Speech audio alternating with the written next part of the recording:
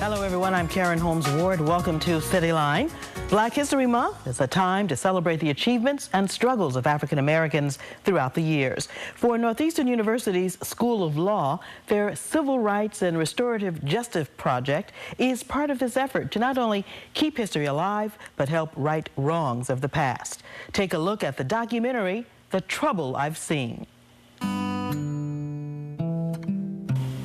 Rebecca Miller, director, editor, designer, and writer of The Trouble I've Seen, joins us today. She's also a WCVB alum. Welcome back, Rebecca. Nice to see you again. Well, you have to catch us up. Tell us about the Civil Rights Restorative Justice Project at Northeastern's School of Law and how you became involved. Well, it's really a wonderful thing. Professor Margaret Burnham runs the Civil Rights Restorative Justice Clinic, and it runs like a law firm, and the students get a cold case from the pre-civil rights era. And they asked me to come in and make a documentary for an event that was going to be shown at an event for Martin Luther King with Toni Morrison. And I was given 3 cold cases that had been researched by the students. And so I created a program that includes 3 cases of race-based murder, the Della McDuffie case, which you saw a clip from, which is from Alabama, the Malcolm Wright case in Mississippi, and also the John Earl Reese case from East Texas. And I created a program with the families of the victims and also with the students. And the students really do an incredible job. They have gone down to these towns and worked with the families. They've worked with the NAACP and the Justice Department finding these documents. Now tell us the definition of restorative justice. Well, restorative justice can happen in many ways. It can be financial remuneration. It can be communities coming together to recognize the wrongs of the past. And the students have done all sorts of interesting things. They've done things like had street signs put up with the names of the victims. They've had civil rights markers put up. They've collected the history and put it in the school library. They've developing curriculums about it. And Margaret Burnham, who runs the Civil Rights and Restorative Justice Clinic, she had a landmark settlement 2 years ago in Mississippi with a case of Dee and Moore, in which she actually got financial remuneration for... And, of course, restorative justice not to be confused with reparations, which is a totally different thing, a little bit of crossover, but certainly not the same thing. Well, it's all part of seeking justice in one way or another. I mean, and remunerations is part of that, and sometimes it's simply a matter of the community coming together. Tell us about some of the interviews that you did with the families for these films. Certainly, there must have been a lot of emotion and just a history of bad feelings around some of these cases for these people that you talked to. It was very interesting to meet these people. We met, you know, the family members are aging, and these stories are getting lost, as well as the documents that relate to these cases.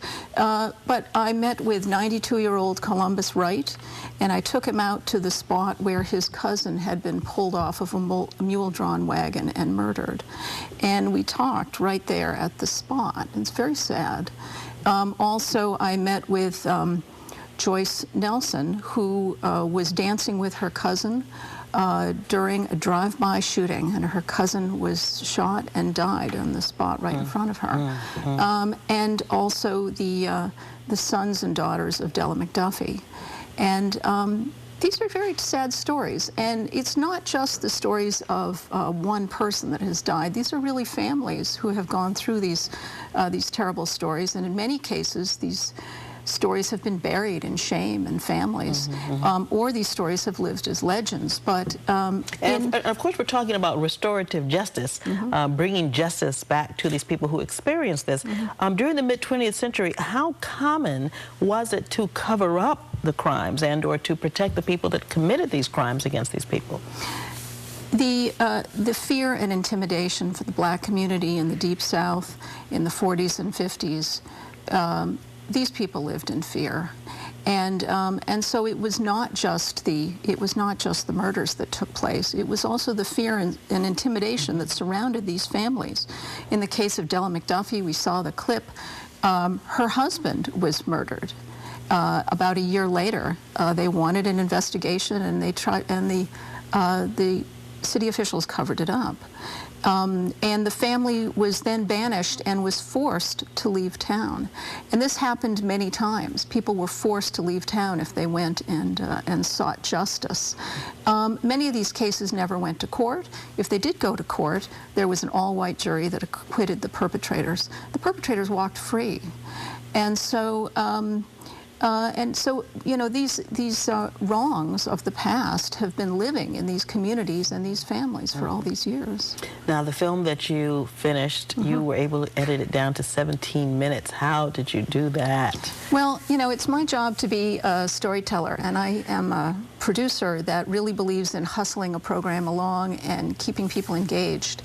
And so I created music using I created Delta Blues, over 100 cuts of Delta Blues, using a group out of the University of Mississippi on guitar and harmonica, and another group out of the Berklee College of Music, Thaddeus Hogarth. It's a beautiful piece of work. What was the biggest reward that you received out of this, Rebecca?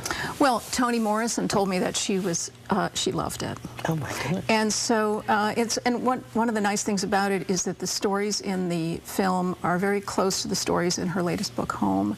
And so, you know, it was very nice of her to say that, and I met her at this event. Rebecca, thanks for coming back today to talk about your production company, Optik Nerve, and to catch us up on what you've been doing. I appreciate it. All right, everybody.